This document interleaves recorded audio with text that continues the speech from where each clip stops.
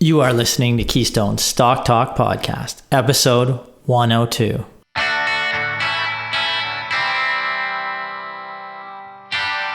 If this is your first time listening, then thanks for stopping by. This podcast is produced every week for your enjoyment, and show notes are found at www.keystocks.com. Come back often, and feel free to add the podcast to your favorite RSS feed or on iTunes. You can also follow us on Twitter at KeyStocks and on Facebook or via our 24-hour streaming radio station, pennystocks.fm. And keep submitting your stocks via the usual social channels or at our website, keystocks.com, for our Your Stock Our Take segment. And we just might review your stock in an upcoming show and let you know if it is a buy, sell, or hold. This week, we're going to talk about our crisis investing seminars that we just finished off. We're going to talk about two individual stocks in the healthcare segment. We're going to juxtapose one with the other. And Aaron's going to give some comments on the oil and gas sector, primarily to do with the price of oil. Now, guys, I'd like to welcome my co-hosts again, Aaron Dunn and Brendan. How are you doing? Brennan, if I say your name. That's okay. I'm doing well, though. I'm doing well. Yeah, he's only been working with us for 6 months, so we're still figuring that out. It's actually almost a year, but I don't know what's worse, me mispronouncing his name or you not knowing how long. It's flown by so fast. Yeah, It has. I'm used to it. When you're having fun, right? Good, yeah. No, things are good. We just finished, of course, our online DIY webinars to replace our in-person webinars that we had to cancel, of course, due to the COVID situation. I thought they went tremendously well. We've not put out this content via webinar in the past. This was an opportunity to still get the content out to people, even though we weren't able to see them face to face. And I thought that it worked out really well. We still got the same information out there. We took a lot of questions. I think, what was it? The first night we had something like 80 questions, 75, 80 questions. So we were there. Yeah, you're right. Literally 80 questions. Took about an hour and 20 minutes after the 2 hours. Which we were happy to do. I mean, like I said, we could go all night long if we had to. But 80 was good. And then the other nights we had a full night of questions as well. So personally, I'd like to do it again. I'd like to come up with even improved content. I think the content was very relevant to the current situation. We were really trying to address, a lot of the risks and opportunities in the current market and how investors should position themselves in some very specific strategies for deploying capital. And as well, of course, specific companies that people could look at today. So our 5-stock starter portfolio. But I'm always looking to improve the content. So anybody who's taken part or wants to take part in a webinar in the future has any ideas regarding what they would like to see in future webinars from KeyStone, we'd love to hear that, and we'd love to implement some good ideas. And since you are looking forward to doing it again, I'm happy to announce that we can do that. We're going to do our Crisis Investing Seminar 2.0 in the next several weeks. We're going to have some new content there. We're going to look at our U.S. Cash Rich report, which we're just likely publishing in the next week. Potentially look at a Canadian Dividend All-Star report. We're going to look at how the COVID crisis, we're going to put it versus the financial crisis of 2008, 2009. Look at the relative valuations there, because we keep getting that question. Are we at the same levels in terms of valuations that, where we saw screaming buys, table pounding buys that we found at that point? Are we at those levels? So we're going to look at those relative valuations and see where we are in terms of a down cycle.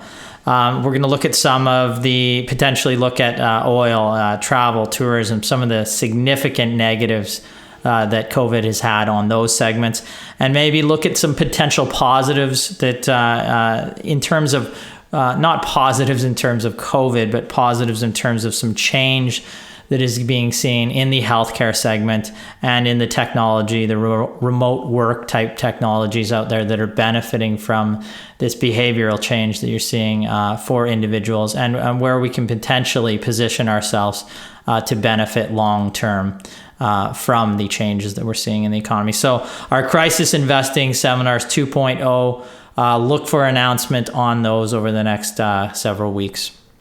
Looking forward to that.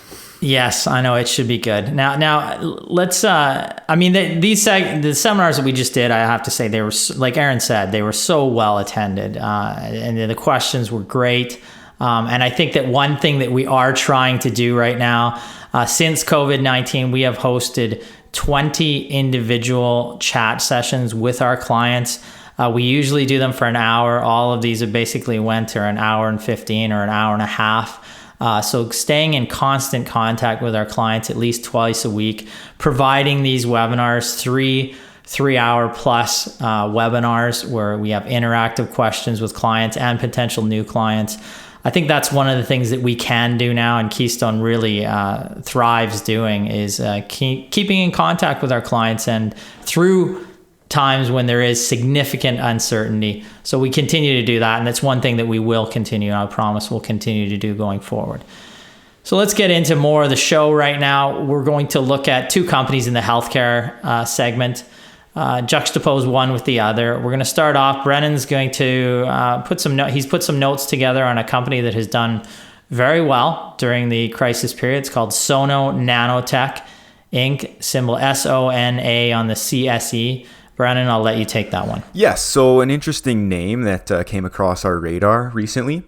So Sona is currently trading at a price of around $2.16, and it has a market cap of around 116 million.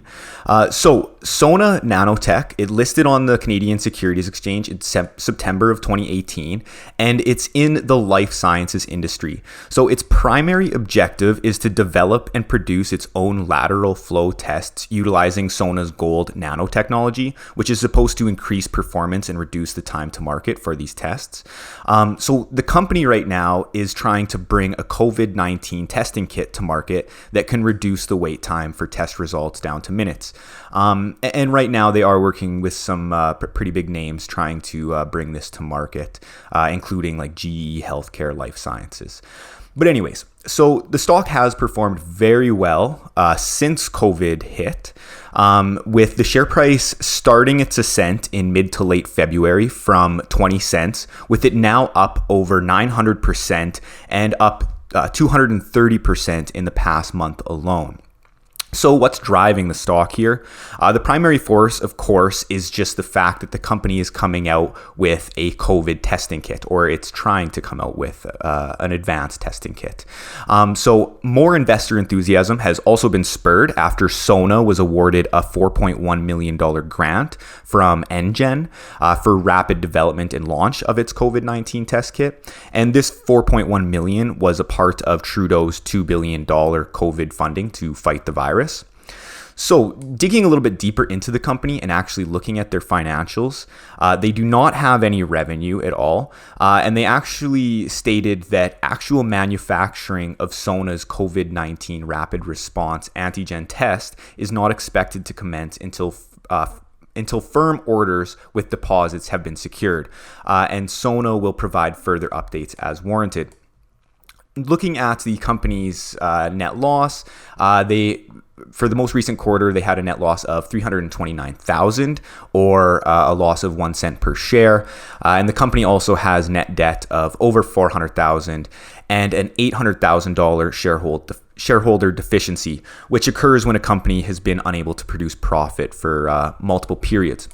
So now that I've given you guys a little bit of an update or a briefing on this company, rather than giving a conclusion on my thoughts, I wanted to kind of open it up to Ryan and Aaron, and just to juxtapose. I don't even know if I can say that word, but that's okay. Yeah. No, yeah. I mean, and it really comes down to when you look at a business like this. It's a strategy that we use when investing. Now there's first of all, there's many investors. They're trying to look for, and we're getting these questions all the time now, areas which they can profit from the new reality that COVID-19 has placed on the globe, generally speaking.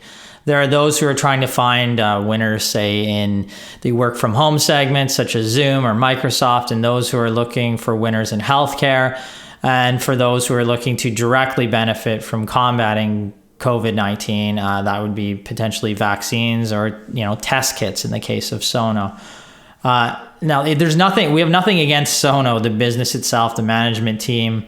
But in terms of looking at a company like this or a concept type business as a potential investment, we come at our evaluation for this business from a philosophical perspective. We just do not see it wise to start creating your 15 to 25 stock portfolio composed of businesses with no cash flow or earnings.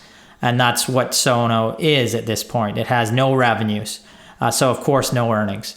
It's good on the business for moving fast to be part of the potential diagnostic kit solution for COVID-19. But at this stage, the market has put a $125 million valuation on a company, again, at concept stage. Now, Sona is part, as Brennan said, of a consortium of diagnostic test developers. We have no idea if the test kits will be used, for how long, in what volumes, or what the revenue or the profitability profile of its products or services are. So it's very high risk, and yet the market now is valued at $125 million in the short term. It just, for me, it is just too high risk to put in, and for KeyStone itself, to start your portfolio or build your portfolio with businesses, or even have portfolio companies around the edges of your portfolio that have just no revenues, no earnings. It will put your portfolio at high risk long term. The more companies like this, with this profile, that you put in your portfolio over the long term, the more money you will lose. And we've seen that for the past 20 years. I can juxtapose this business. I can make a contrast to the type of business that we would like to buy. Look at a business like Viemed, symbol VMD on the TSX. It is a profitable home healthcare solution provider. Now, COVID-19 may expedite the move to home healthcare to alleviate the pressures on the healthcare system, and we've seen that already. This company has actually increased their revenue guidance, and we expect them to have a more profitable quarter than they did at this time last year.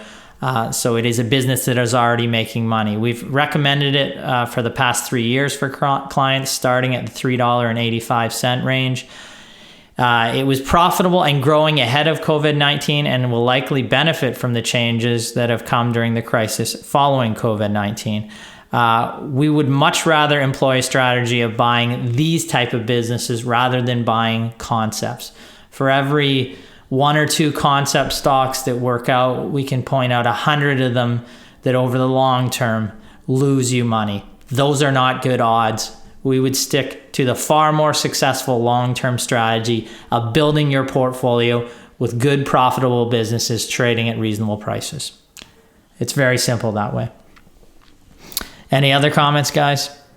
I think you summed it up pretty well. One thing I'm going to say, and this is something that I see a lot when I'm looking at these small development stage biotech companies or technology companies. I mean, you start talking about nanotechnology, really highly technical, complex subjects, right? You really have to ask yourself as an investor, how well positioned are you to really assess the future viability of that technology if you don't even understand it? I mean, at a very basic level, any great investor is going to tell you, don't invest in something that you don't understand. If you don't understand, if it's not simple enough that you understand how it works, just don't invest in it. And when you're looking at some of these technology companies, if you don't understand what they're doing, you need some type of evidence to know that it works beyond just that, they got a grant or that the promoter says that it works or that they're putting out, nice positive press releases. And one way you can do that, one way you can assess the success of a technology or product is see how well it sells in its respective market. If people who are actually experts in that area are buying it, people in the industry experts, they're buying it, and you can see that the company is growing its revenues, it's driving dollars to the bottom line, then they're validating a business model. They're actually proving that their technology, their product, and their business model works. Now, doesn't mean that there aren't other risks that can derail that, but that's something you can start with. That's something that you can start to research. If you're just talking about a company, I mean, they've never made a sale, then you really have to understand the technology. And to do that in something, when you're talking nanotech and testing for infectious diseases, you pretty much have to be an expert. in the field. And even then, I think that if you're an expert, you're going to have trouble really assessing the future commercial feasibility. So yeah, I just parroting a lot of what you're saying here, Ryan. No revenue, no profit, no investment from us in any circumstance. And it's not that, maybe this company will go on to develop their product and be an absolutely amazing success story. That's possible, but it's extremely unlikely. More than likely, it's going to be unsuccessful. And while you may miss, one or two good opportunities in your lifetime that actually do go on to turn into great businesses, starting off at pre-revenue companies, the vast majority of companies you invest in with that mindset, with that investing mindset, are going to perform horribly over time. So, stick with companies that have validated their business model, and you avoid so much risk, so much unnecessary risk that ends up getting investors in trouble. Yeah, you bring up a great point. Like even in my analysis, like when I was actually looking, this company Sona it's been listed on the CSE since September of 2018. So, I really was wanting to look into the technology to see what they had even before COVID, because realistically, this stock has been sideways trading at 20 cents, for a year until all of a sudden COVID hit. So realistically, this stock has been doing nothing until this pandemic hit. So if this pandemic didn't hit, they'd probably still be sideways trading. So now you bring up that great point. Now, what if all of a sudden this company isn't able to get its tests out or whatnot? So the stock has went from 20 cents to $2. Now, if nothing happens, if all of a sudden there's a vaccine that comes out, if this stock goes right back down to 20 cents, you're probably not going to get your investment dollars back out of it. It's just probably going to sideways trade at 20 cents for, who knows how long. But again, it's just that risk of a stock going back down to, very low levels and doing nothing, in your portfolio where, as Ryan said, Viemed, great building business. It might, have a little bit of an acceleration in growth from COVID. But again, it's just got that foundation of a beautiful business. And that's what you need to look for an investment. Yeah. And it's hard enough to value a business effectively when there are sales, when there are cash flow, when there are revenue, and predicting that going forward. When there's none, it's next to impossible. And if you bring it down to evaluating the technology, often we are not qualified to do that, and most investors are not. And it's not always the best technology that wins the day and becomes commercialized. I'll date myself, but if you go back to beta versus VHS and tape, beta was supposedly the better technology, but VHS won the day. There's other factors at play. So predicting where, the technology or which technology is going to win the day. And as far as that, when you have the earnings and revenue, that doesn't make a good investment unto itself. And another healthcare company we were asked in our chat this past week is Hamilton Thorne, which, I've met with management. I think they're, it's a good business, well run, one that continues to be profitable in the healthcare segment, like a Viemed or a Sona, or Sona is kind of in that segment. It has cash flow. But, on a relative valuation to Viemed, which has done tremendously well this year, it's about 20 times EV to EBITDA, where Viemed is still 10 times. So, you have revenue and earnings and in both of these companies, but on a relative basis, Viemed has better organic growth, trading at better valuations. So we were asked the question between those two, what would you go with? And that's how you take a step down the line. You have three businesses we're talking about here: Sona, Hamilton Thorne, and Viemed. Well, how do we get it down to Viemed as the company that we have, bought out of those businesses, for example? Well, it's the one that is making money, has a net cash position, and is trading at relative valuations that are lower despite higher growth than both of the businesses. Sono's share price has grown well, but there is zero growth in the business in terms of revenue, so it's impossible to value. So hopefully that makes sense. Looking at the healthcare sector, some smaller companies there.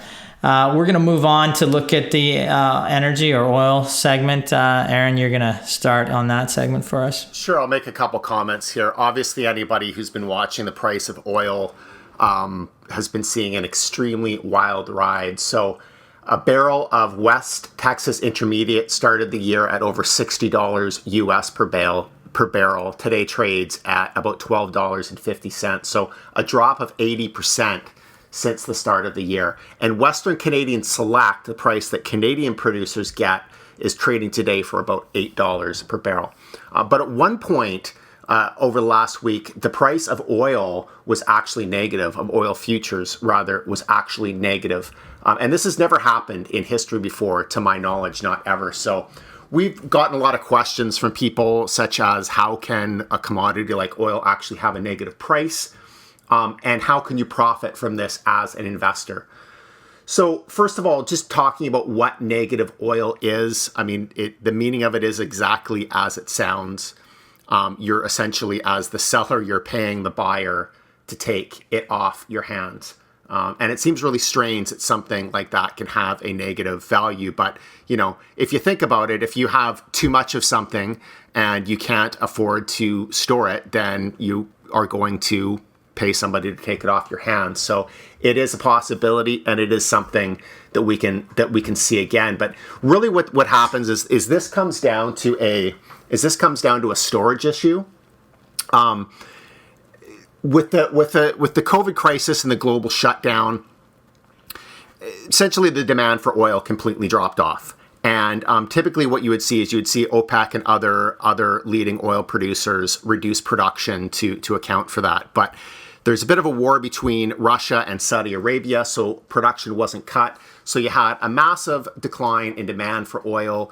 You had way too much supply for oil. And for a lot of producers, it's just not easy to just turn off the taps. The cost of turning off the taps, if you're expecting to start the well back up again down the road, is just too high. So you're producing a lot of oil, and there's nowhere to store it, and there's essentially nowhere to consume it, or nobody who's looking to consume it. And that's essentially where you got, for a very brief period of time, negative oil prices on negative prices on oil futures, because you're still producing oil, you're still supplying it, but the cost of storing it was greater than the value of the oil itself. So this is something we can certainly see again. But the question that people also have is,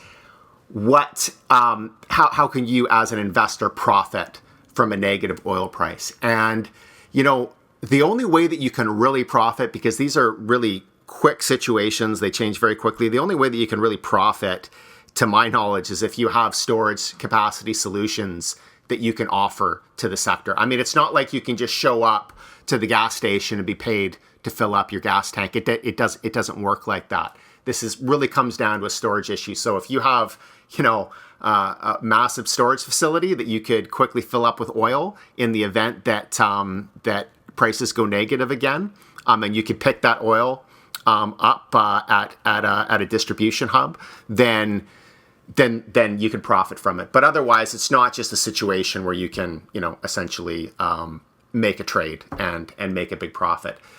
Now, there are situations you can invest in tanker companies, potentially. You can invest in companies that have oil storage solutions. But in reality, that's not a long-term situation necessarily. Negative oil price comes and goes very, very quickly. But this leads me really into a discussion more on investing in the oil and gas sector in general, because we've also been getting a lot of questions on Canadian producers, mid-sized, large cap, small cap producers in Western Canada, and whether or not, with the major decline in prices that they've seen since the start of the year, whether or not there's value.